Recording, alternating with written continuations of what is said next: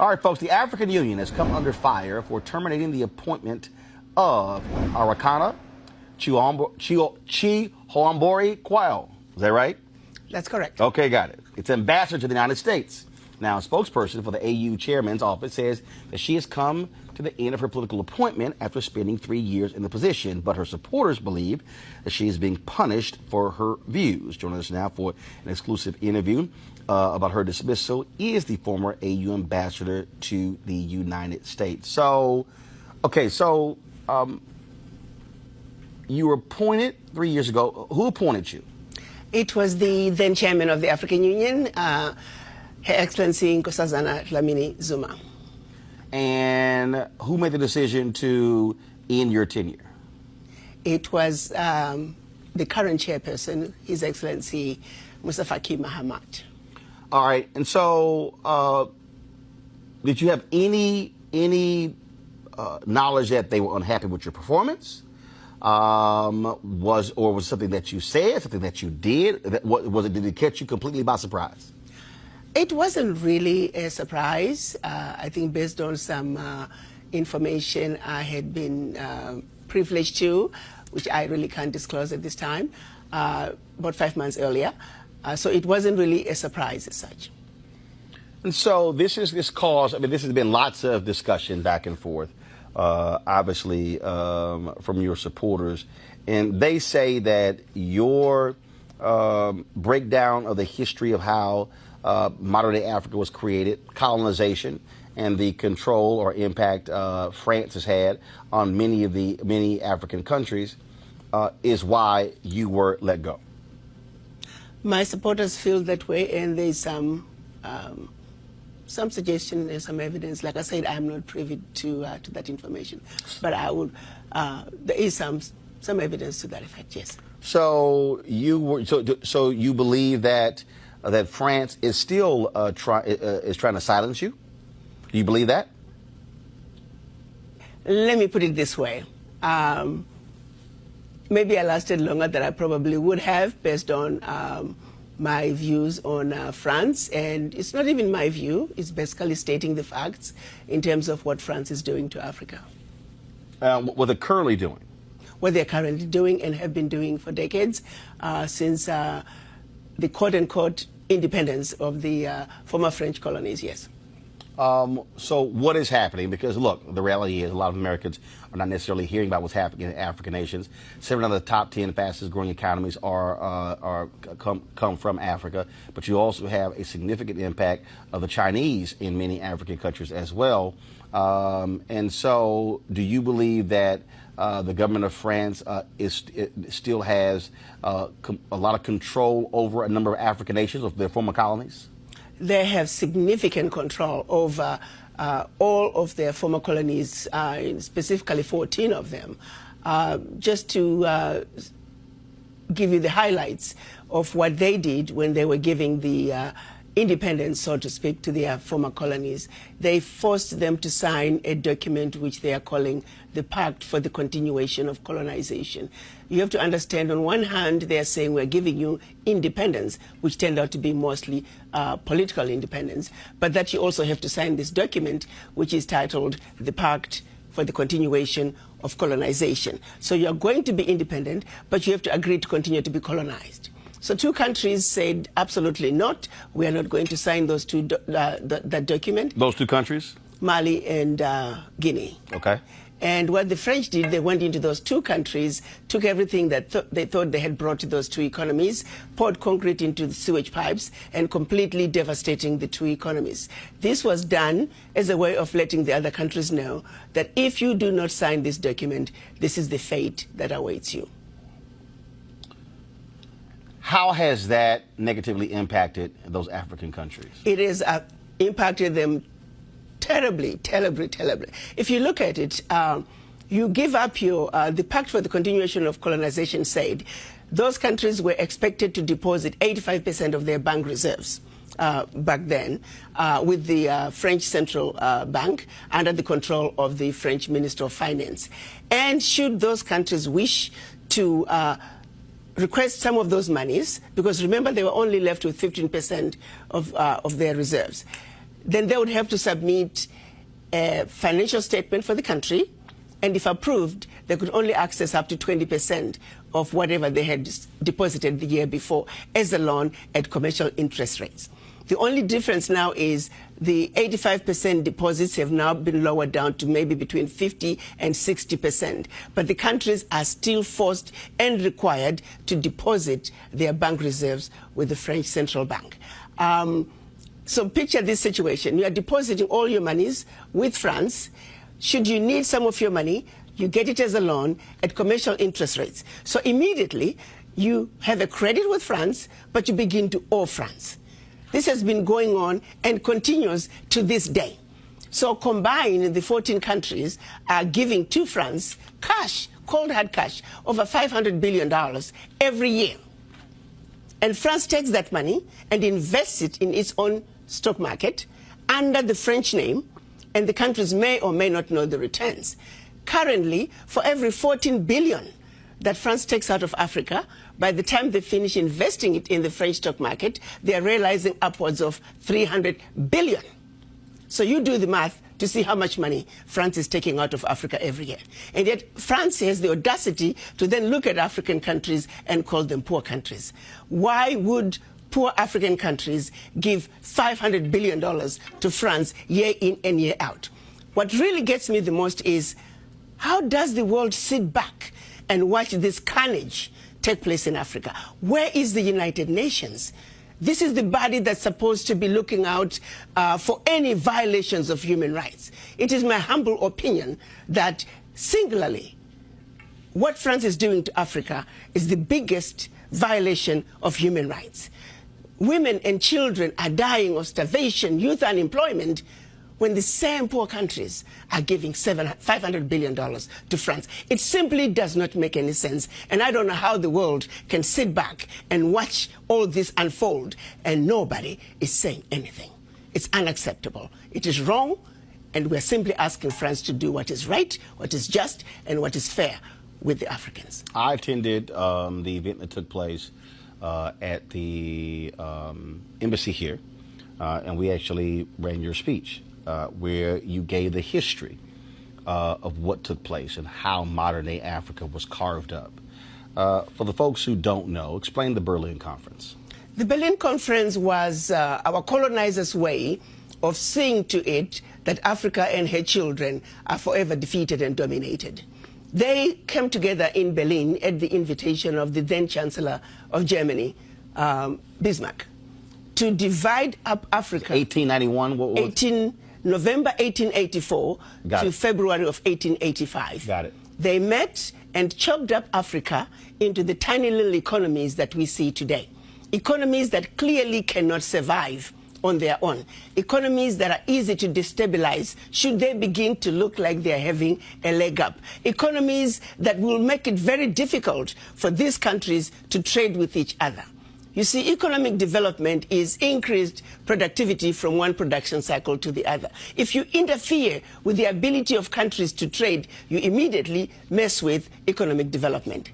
So that partitioning of Africa back in 1884 and those partitionings remain in place today is responsible for a lot of what has happened in Africa, our inability to grow our economies, our inability to travel from one country to the other. You look at tourism. If you need to go to Africa and visit 3 different countries, you got to send your passport to DC 3 different times.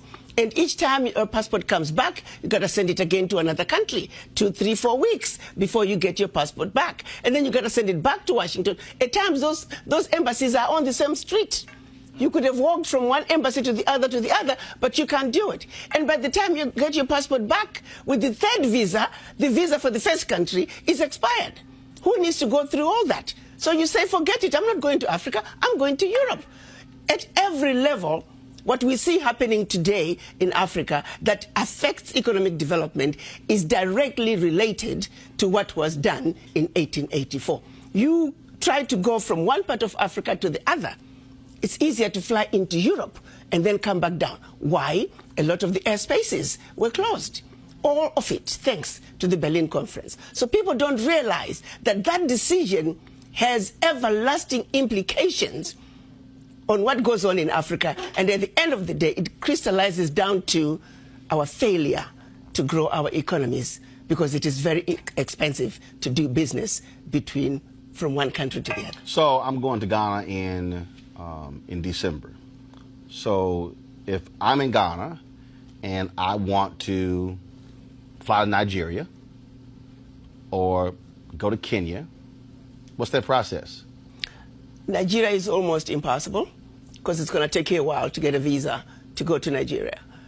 I'm not so sure about Kenya, but again, you need a visa to those countries. But if I was in France and I wanted to go to Germany, or I wanted to go to another European country, as a U.S. citizen with a U.S. passport, you're fine. You can just go. If you're from another country, you can actually just apply for what they call a Schengen visa. A Schengen visa allows you to travel throughout Europe. One visa will allow you to travel throughout Europe. Okay, but what I'm trying to understand is, so those rules that were set up that prohibits me from being in Ghana and deciding to say, hey, I want to go, the next 3 days I want to go to Nigeria. Those rules were set up when? Those rules were set up back in 1884. However, we as African leaders now are beginning to realize that we need to do something about this. So a lot of them now, within Africa, we have what we are calling visa on arrival, where you show up at the borders and you can apply for a visa and you get it. But not all countries are doing visa on arrival. So you have to check the website of every country to see what, for your particular passport, what are the visa requirements. This is, go to my, actually it went away.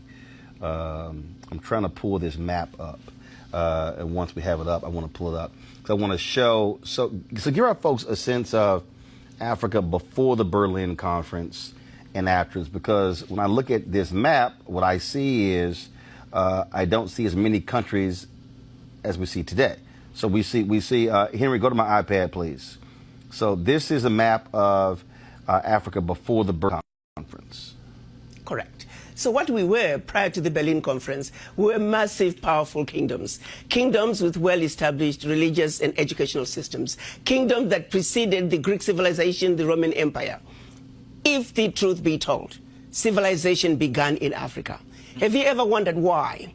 When they talk about Greek philosophers, the mathematicians, they were sent to Egypt for training, to Egypt for advancement. It's because Africa already had it. The pyramids, the Zimbabwe ruins, they were there over 2,500 years before the Greek civilization, 2,500 years before the Roman Empire. It all started in Africa. That's part of the history that was cut out, and they set out to get us to forget that life as we know it began in Africa. Civilization as we know it began in Africa. The Europeans stole it from us. Explain the difference between the AU and the AUC. The African Union is the membership of all the 55 African heads of states. The African Union Commission is the working organ of the African Union. So the African Union has a president who's always another head of state, and that membership is for 1 year. The working organ of the African Union is the African Union Commission, and it also has a chairperson. That term is 4 years, and that's who Chairman Moussa Faki Mahamat is. Jason. So, I wanted to ask a question, and if you knew, I have a friend who's from the Comoros Islands, and he was telling me about the difference between some of the other islands, and in particular, one island that's under French control called Mayotte. I was wondering if you could expand on that and tell me a little bit about. Well, basically, it's like when you go to the Caribbean. You can even go to St. Martin. You have one part which is Dutch and the other part which is French. They just chopped up these islands and these countries arbitrarily. It depends on who wanted what. You take, for example, part of the Kilimanjaro was supposed to all be in Tanzania, but I think it was one of the queens the English Queen was visiting, and the story goes that the granddaughter says, "Oh, but grandma, I like that mountain." And so the grandma just said, "Okay, no problem. Let's just move the border a little bit into Tanzania so my granddaughter can have part of Mount Kilimanjaro." It was so very random, depending on who felt what. You look at how the DRC dips into Zambia in a very funny way. It's because Leopold decided he wanted a little bit more of the copper in Zambia, so he just carved it out the way he wanted it. It was all very arbitrary, and if you had a voice and the ability to do so and say, "This is what I want," okay, no problem, we put the border here. You mentioned earlier how you don't understand how the UN or any other global humanitarian entity has not interfered and, acted on behalf of AU, AUC, etc. I have that same concern now that I'm listening to you. But has there been a process? Is there a process to act against France legally regarding the UN, The Hague? Anything, because this to me seems like a clear violation of humanitarian laws, especially your recollection of them dumping concrete into sewers. It is a serious violation against humanity. Well, let me say, over the years, we have had some heads of states who have tried to pull out of the pact for the continuation of colonization. Sadly, there were coups in those countries, and they found their heads, simply put, on the chopping block. They were assassinated. So the realities and the fear that countries might have are real because of the consequences from France should they decide to pull out. So there really hasn't been. Lately, we heard about the Vice Prime Minister of Italy. They were sick and tired of the young African youth crossing the Mediterranean and ending up on the southern borders. And so they challenged France and said, "Listen, next time we receive these refugees, we are going to bring them to France because you are the one who's taking all those funds out of Africa. That's why African economies cannot develop themselves because of what France is doing in Africa." So, but there hasn't been a coordinated effort to really say, France, enough is enough. You have got to stop this. And I think, as a black woman, as a mother, I'm at a point where I've had enough. What would that and something needs to be done. What would that take for a coordinated effort? If all of Africa could come together, if the entire continent could come together. But our reality is, because of the stronghold that France has on Africa, France can destabilize any of its former colonies with the push of a button. So the reality is, trying to push back against France is mission impossible at this time, which is why we are very pleased that finally the African heads of states were able to come together and agreed on what we are calling the African Continental Free Trade Area. You got to understand, back in 1963, when our Pan-African leaders came together and created the Organization of African Unity, they were trying to undo the damage done by the Berlin Conference. But unfortunately, when they went to Addis Ababa, they were divided. We had the Casablanca Group, who were Ghana, Guinea, Mali, Egypt, Morocco, Algeria, and Tunisia. They were outnumbered by the others, who were the nationalists, who said, "Let's go slow." The Casablanca Group, who said, "Africa for the Africans, at home and abroad, African Union now." Had we won, had the Casablanca Group won in 1963, Africa would be in a very different place because all these borders would have been eliminated back then. They came up with a compromise, which we are calling Organization of African Unity. Year in, year out, for 55 years, the African heads of states met. The issue of an Africa speaking with one voice, one continent, one Africa was tabled, and year in and year out, we failed to reach consensus until last year, March 2018, when they finally agreed that enough is enough. Africa must speak with one voice. Africa must enter the world stage as one customs union, as one continent, speaking with one voice. That is the only way that Africa can begin to take her rightful place on the world stage. So it's been a lengthy process, thanks to the legacy of colonization. It seems to me that this should have been a slam dunk. It's common sense but because of interferences from former colonizers that just kept getting in the way. You look, for example, now West Africa is trying to have the West African ECO and have one currency for West Africa. Even that process, it has taken decades because they keep getting interference from outside. So yes, efforts have been made, but not in a coordinated way because of influences and interruptions, interference from the outside. Ambassador, may I ask another question? And that is about Kwame Nkrumah. Do you think that France and some of these European powers were involved in the death of Kwame Nkrumah? Not so much France. France was mostly involved in coups that took place in its former colonies. We've had a total of 67 coups on the continent, and 26 countries were involved. And of the 26 countries, 16 countries were former French colonies. Yeah, I just wanted to just mention very quickly, this is a lot, it's overwhelming. Yes, it is. And thank you for your bravery and even speaking out. Yes. But one of the things that I was sitting here and I was actually going to the comments, and I guess I don't have a question as so much as a statement. The education that you're giving us, you know, I've never really considered the Berlin Conference.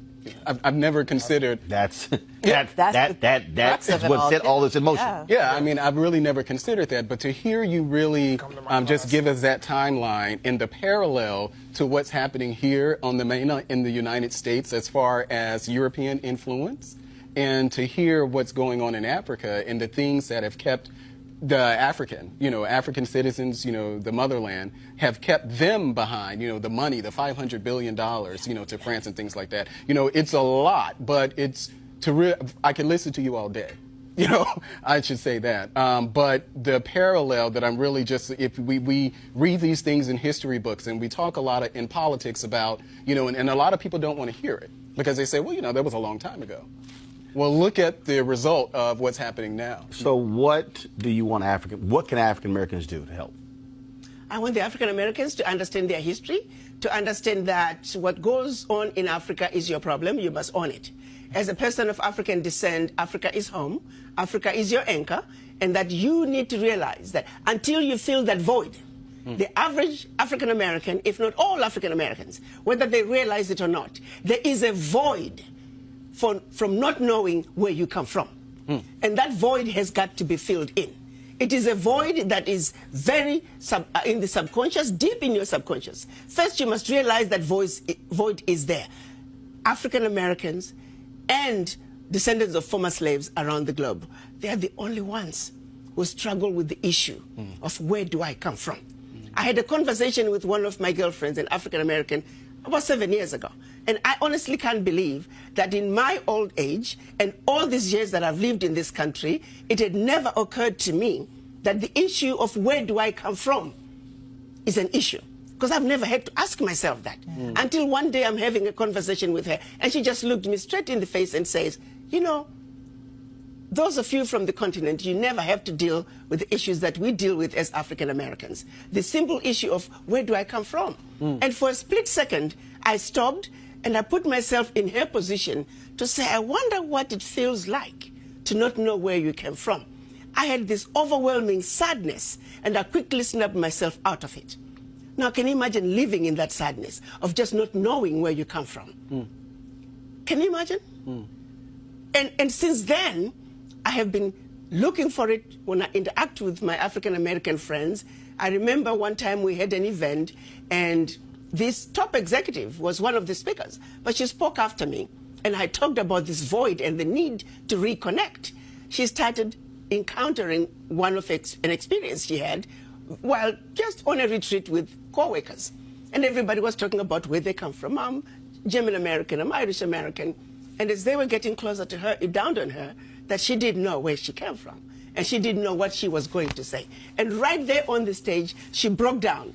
I mean, she could not stop sobbing. I had to go on the stage to hug her because she said, I didn't come here to break down. She never realized that there was this void that was so painful. But because of the environment we were in, she was able to go there. And once she got there, her feelings, she was able to express her feelings. So I want the African Americans to know that Africa is home.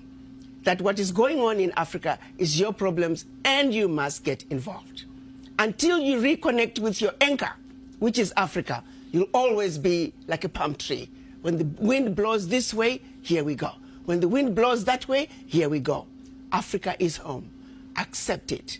It is who you are. Your DNA is the DNA of an African. Your DNA is the DNA of originality. You are the origin of humanity, and Africa is home. Reconnect. The African heads of states, they agreed on a decision this year which they called ARA 400. ARA standing for return, 400 standing for the 400 years. They declared once and for all that descendants of former slaves, Africa is their home, and that you must come home. Understand that you are welcome, and don't let anyone make you believe that your suffering was worse than those who stayed on the continent. Do you believe seriously that where they took your forefathers, they left a bed of roses? They left a land of milk and honey? The answer is no. Look at what Leopold did in the Congo. Over 75% of the population was killed. Look at what the British did to the Kikuyu. Look at what the Germans did in Namibia. The carnage continued. And to this day, actually, the carnage in Africa continues. The colonizers have never left Africa. They must get out of Africa. Whatever it takes to get the colonizers to treat Africa fairly, we are simply asking what anybody else on earth would be asking for, to be treated fairly and for them to do the right thing. What's next for you? Well, I'm going to continue with the movement. I think we, people of African descent, must understand that Africa is home. But on my priority is to see to it that France abolishes the Pact for the Continuation of Colonization. We, the poor African countries, can no longer continue to give billions of dollars to France. That has got to stop. And if it is the last thing that I do before I die, I will stay on it until it's done. Ambassador Chiambori Quayle, we appreciate it. Thank you so very much.